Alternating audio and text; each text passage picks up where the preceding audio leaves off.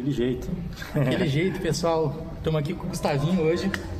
Satisfação monstra. Valeu, Gustavão. Obrigado pelo convite, irmão. Gurizada, eu tava há um tempo sem aparecer, mas hoje eu precisei aparecer, que é muito mais do que especial, né? Mas hoje eu quis fazer essas perguntas. Bolei algumas perguntas mais de curiosidade mesmo. Não é nem muito questão jornalística, é mais uma questão de curiosidade para matar. Legal. Faz um tempo já que a gente se conhece, não se conhece, né?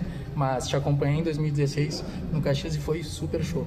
Pô, que demais, irmão. Bom demais estar aqui com você. Legal que você fez uma tatuagem do Caxias do Sul Basquete, velho. Isso aí simboliza todo o amor que você tem pelo esporte, pelo time da cidade. E eu tô, super feliz de estar aqui de volta para fazer essa cobertura aí do último jogo do Chamel, jogo contra o Corinthians, né? Jogo super simbólico, que deve estar com um público bacana. Então, legal demais estar de volta aqui, um dos lugares onde eu fui mais bem tratado na minha vida toda, sem dúvida nenhuma. Então vamos pra cima, né? Vambora. Fechou. É daquele jeitão mesmo, com colinha, que é mais fácil. Muito bom, claro. Vamos lá, então. Primeiramente, eu sei que tu virou comentarista, né? Isso. Caso não tivesse seguido no basquete, teria ido para outro esporte ou seguiria outro ramo? Nossa, aí tem que voltar muito tempo, né? Tem que fazer o De Volta para o Futuro. Eu acho que eu teria ido pro cinema. Eu gosto muito, assim, foi assistindo muitos filmes, né, no meu tempo livre entre os treinos. Acho que a vida do atleta tem uma carreira muito puxada, são muitos treinamentos, mas tem um intervalo entre os treinos em que você pode aproveitar para dar uma descansada, cuidar do corpo, cuidar da mente, e eu aproveitava para assistir muitos filmes nesse meio tempo. Então foi o que ajudou a moldar a minha personalidade, né, a minha forma de contar histórias, que também acho que contribuiu para que eu primeiro melhorasse culturalmente, né, me envolvesse mais e também me ajudasse nas narrativas para contar histórias. Então hoje, se eu sou comentarista, também acho que esse meu hobby e amor pelo cinema foi fundamental para me ajudar nesse caminho. São referências, né? Referências que o cara pega e aplica no dia a dia depois. Total, eu acho que foi um pouco isso. E de outro esporte, assim, eu adoro futebol, adoro tênis, mas acho que nada como o basquete, assim, né, que eu me dediquei desde cedo, desde sempre, e também fui muito feliz jogando, então nem me imagino também não vivendo do basquete. Show de bola. Vamos lá, então agora umas perguntinhas um pouco mais rápidas, bate e volta, assim. Teve algum clube que tu pôde ter jogado, negociou, ou algum que tu queria ter jogado? Hoje, assim, olhando em retrospectiva, eu gostaria de ter jogado uma temporada no Rio de Janeiro, qualquer time, mas para ter morado no Rio e ter vivenciado essa a cidade maravilhosa que é mesmo o Rio de Janeiro, né? Eu me identifico muito ali com o estilo de vida, né? De cuidar do corpo, de fazer um esporte de manhã, de ter a boemia no fim de tarde. Eu sou um cara de pé na calçada, tomar uma cerveja, olhar no olho, trocar ideia. Acho que o Rio de Janeiro tem muito isso, né? O convívio das pessoas ali de diferentes idades nos bares, isso me atrai muito, e também curtir o esporte na praia. Acho que é uma coisa que eu ia adorar bastante fazer no meu tempo livre. E Franca, cara, Franca eu tenho uma admiração gigante pela cultura que tem na cidade, por ser a capital do basquete. Eu acho que eu teria sido muito feliz jogando em Franca, e eu teria tido uma identidade com o torcedor lá, sem dúvida nenhuma, pela minha garra, pela minha paixão em quadra. Eu acho que eu teria sido muito bem acolhido lá pelo torcedor francano, no templo do basquete. Franca é um dos que se manteram, né? Desde antigamente. Muitos acabaram no meio, né? E é muito disso, da paixão realmente de ser o time da cidade, o time principal, né? Claro que cada um tem o seu time de futebol lá, mas o jeito que eles cuidam do basquete, que eles promovem, né? É o número 1, sem dúvida nenhuma. É muito legal, e acho que teria sido muito legal ter vestido a camisa do Franca. Show. Aproveitando essa primeira pergunta, tem algum ginásio do NBB que tu dizia assim, nossa, esse eu gosto de jogar? Mogi, cara. Tinha um sentimento a mais. Mogi era maravilhoso jogar a favor. Joguei contra também por Caxias, também tomei quando eu saí de Mogi e vim pra Caxias, né? Tava 4 temporadas lá em Mogi. Cara, tomei uma vaia, tipo, que eu fiquei impressionado, isso que deu uma mexida comigo, né? Pensei que eu ia ser mais bem acolhido, né? Fui um dos xodós ali da torcida, e aí tomei uma vaia inesquecível. Mas dentro de quadra... É isso, mas é um respeito também, né, do torcedor, e é uma atmosfera incrível, o Caldeirão Hugo Ramos. E também 2 ginásios difíceis de jogar que eu adorava jogar contra, era 3, vai. Franca, Pedrocão, absurdo, né? A torcida vai azucrina. Me ensinavam muito que eu ficava, pra esfriar o jogo, eu ficava amarrando tênis, o cadarço do tênis, e aí a galera pegava no meu pé muito. Bauru, também tomei muitas vaias, porque teve uma rivalidade muito grande, principalmente contra Mogi. E Flamengo, cara. Flamengo, quando tem um público bom, quando eles jogavam na Tijuca, isso é uma falha gigantesca, assim, uma das maiores falhas absurdas do Flamengo não ter um ginásio. O Flamengo não tem um ginásio, é o time que mais venceu o NBB e não tem um ginásio. Isso é ridículo. Mas, quando jogava ali no Tijuca, a torcida ficava muito perto, o ginásio lotado, e tive alguns clássicos ali, 2 playoffs de NBB também. E foi uma rivalidade difícil. Pequeno, mas um caldeirão. Caldeirão, os caras azucrinavam e tal. Foi especial ter jogado no Corinthians, a torcida apoia bastante, né? O ginásio é muito grande, então às vezes o ginásio estava meio vazio, mas era sempre um público que empurrava, né? Aquela paixão maluca. Eles, fora de casa, sempre tinha torcida também, então, porque, né, corintiano sai do bueiro, os caras aparecem em tudo quanto é lugar. E aqui em Caxias foi especial também porque, claro, agora tem a estrutura do SESI, que eu acho que é maravilhosa, não dá nem pra comparar com o que era o Vascão, mas o Vascão era incrível, irmão, porque tava lotado todo o jogo. Você tava lá torcendo, e a gente fez jogos muito bons lá dentro. Era o sexto jogador, dá pra se dizer, né? A gente ganhou muitos jogos lá, foi realmente também especial ter vivenciado o torcedor lá no Vascão, lotando o ginásio e empurrando Caxias. Show! Vamos lá, mais uma aqui. Um jogador que você achava engraçado, que era aquele cara assim, ó, a gente vai ficar naquele hotel e eu quero acompanhar ele dentro do quarto junto. Cara, o Humberto, que tá aqui no Caxias, foi meu parceiro de quarto no Corinthians, mano, ele é resenha pura.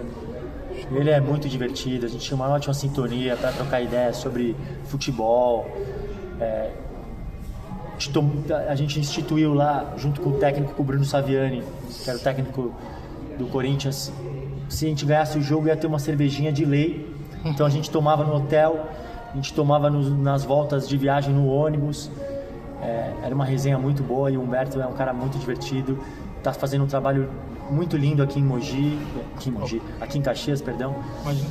E é um líder, né, cara? É um cara que consegue colocar todo mundo pra cima ali, um cara muito bom de grupo, também, muito aguerrido, muito rebote, muita defesa, um dos melhores defensores da liga. Isso aí. Tem algum jogador da atual geração que tu acha que faria uma boa dupla? Da atual geração, desses jogadores mais novos? Pós, mais ou menos, tua aposentadoria, mais ou menos, essa cruzada mais nova ali. Cara, eu gostaria de ter jogado, eu acho que eu faria uma boa dupla com o Reinan, né, que acabou de sair agora do Pinheiros. Sim. Pela vontade dele de vencer dentro de quadra, né? Agora, a mentalidade dele vencedora.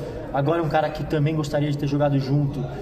Tem 2 do Pinheiros. Eu gostaria de ter jogado com o Agape, para poder jogar muita ponte aérea para ele, que era mais ou menos o meu jogo. Aqui em Caxias, joguei muita ponte aérea pro Marcão. Vejo o Agape se beneficiando dos passes ali do Sloan, do Cauã Pacheco.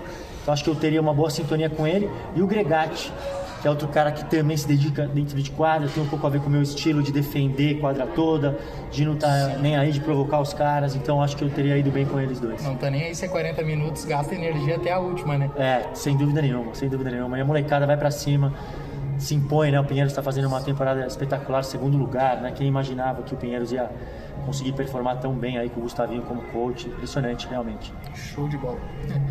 Vamos ver agora, tem mais uma. Um gringo que tu acha que tinha potencial para ter jogado na seleção? Chamel. Eu acho que ele deveria ter jogado. Teve a escolha em função do Larry ter se naturalizado brasileiro. O Larry, nessa época, eu tinha pesadelo com ele. Era muito difícil enfrentar ele. Me lembrava o Derrick Rose nos Bulls. Muito veloz, vinha correndo em transição, só dava tempo de gritar: ajuda, ajuda! Fecha a quadra, porque ele era muito rápido realmente. Tive várias batalhas com ele em quadra. E é uma decisão difícil, né? Porque nessa época ele era o melhor armador jogando no Brasil. Então formou o trio de armadores, era o Marcelinho Huertas, o Raulzinho e ele. Tinha o Leandrinho, que poderia atuar como um também, mas atuava mais como um 2. Só que aqui no Brasil a gente tinha Valtinho, tinha Fúvio, tinha o Nezinho, que estavam despontando, que mereciam essa vaga também. Então, assim, é uma decisão muito delicada trazer o Larry. O Larry é muito bom de grupo e muito bom jogador. Então, assim, ele mesmo ganhou o espaço dele e o Manhano fez essa escolha que acabou dando certo, porque ele era um cara que representava e defendia e corria a quadra. Sim. E de laterais a gente estava bem servido, né? Tinha o Marcelinho Machado, tinha o Marquinhos, tinha o Leandrinho Barbosa. Mas eu acho que o Chamel poderia, e cara, tecnicamente ele é absurdo. Agregaria muito na mentalidade também. Mentalidade vencedora, matava muito a bola e já estava abrasileirado, né? Chegou no Brasil em 2004. Poderia ter sido naturalizado, né? O Larry foi naturalizado para jogar a Olimpíada de Londres 2012. E a Copa do Mundo 2010, eu acho também. Então, assim, o Chamel poderia ter sido facilmente reconhecido como brasileiro e acho que teria ajudado demais o Brasil também. Um jogador que você acha que merecia um teste na seleção da atual geração do NBB? Que agora é renovação, né? Boa pergunta. O que me vem de primeiro assim na cabeça... Cara, eu acho que Porque de pivô a gente está muito bem servido. Sim. Né? Mas eu acho que o Vitão, pela temporada que ele fez, principalmente na temporada passada, ele merecia um espaço. E é guerreirão também. Um guerreiro, tem essa mentalidade, tem raçudo dentro de quadra, compete nos dois lados, mas deixa eu ver. Um que eu gosto, que é um pouco velho, não é muito renovação, mas é o Von Raidin. O Raidin também já tá tendo um espaço, né? Já foi convocado nas últimas. Junto com o Brunão. Brunão foi uma ótima convocação. O Von Raidin eu acho que é um cara que sim, poderia ter um espaço legal na seleção. E de repente alguém mais do Pinheiros, a gurizada mais, né? Cara, eu acho que o Gregatti. Eu acho que o Gregatti vai ser convocado provavelmente aí nas próximas listas. É um cara que é isso, que compete dos dois lados da quadra, é um pouco baixo, né, para um nível internacional, mas tem um espírito. Tem um espírito que acho que pode ser... Isso agrega muito, né? Agregate. Acho que é por aí. Isso aí. Vamos ver aqui. Essa aqui eu vou deixar para a última. Tá bom. Mas aqui, vamos ver. Um jogador que você traria de volta da aposentadoria. Olha lá. É outra dúvida, né? Para assistir competindo, cara, eu gostaria de ver o Marcelinho Machado. O Marcelinho Machado, cara, muita bola e sabe muito de basquete, né? Hoje, como comentarista, eu tenho um respeito máximo por ele, pela forma como ele se prepara para o jogo, estuda os números, conhece mesmo de leitura, de momento de jogo. E uma coisa que eu adoro e que me atrai muito é a competitividade dele, né? Acho que isso é um cara... Até como comentarista, ele quer dar o melhor sempre, dá pra ver. É um cara muito guerreiro, entendeu? Que entrava para vencer sempre, que é um pouco que o Chamel tem, que é o que o Brabo sempre teve, que é o que o Lucas Dias, que hoje é um dos melhores jogadores do NBB, tem. Os caras entram para matar o jogo, sabe assim? Como se fosse um prato de comida, isso, o negócio. O cara tá brincando, o cara tá entrando para te aniquilar, para vencer todas as posses de bola. Então acho que ele, e um outro cara que eu gostaria de, se desse para a gente ter assistido mais um pouco no NBB, pegamos um pouco. Eu acho que eu sei quem tu vai falar. O Valtinho, cara. Achei que tu ia dizer o Fábio Melo. Infelizmente. Sim, a gente perdeu cedo, o Fábio Melo, foi tragédia, mas acho que o Valtinho, ele era especial. Ele era o melhor armador de todos.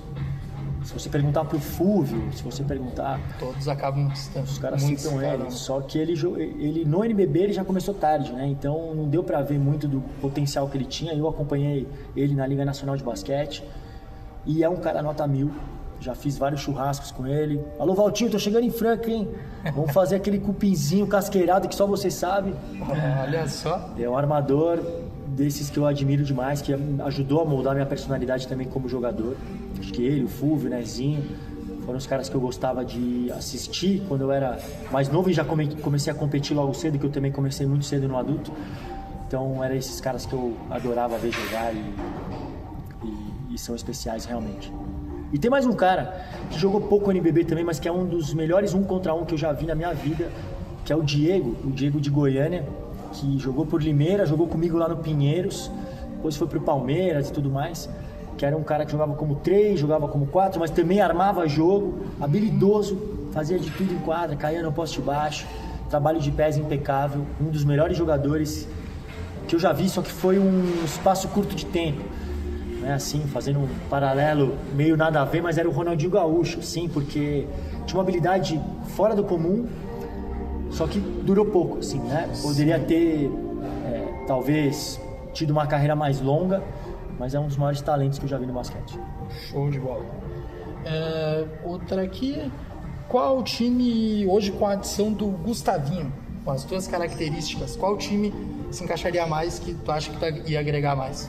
Olha lá, que bela pergunta. Que bela pergunta. Cara, eu acho que eu jogaria bem no Brasília esse ano. Tá legal esse time. Eu acho que eu acho que eles jogam de uma maneira muito intensa dentro de quadra.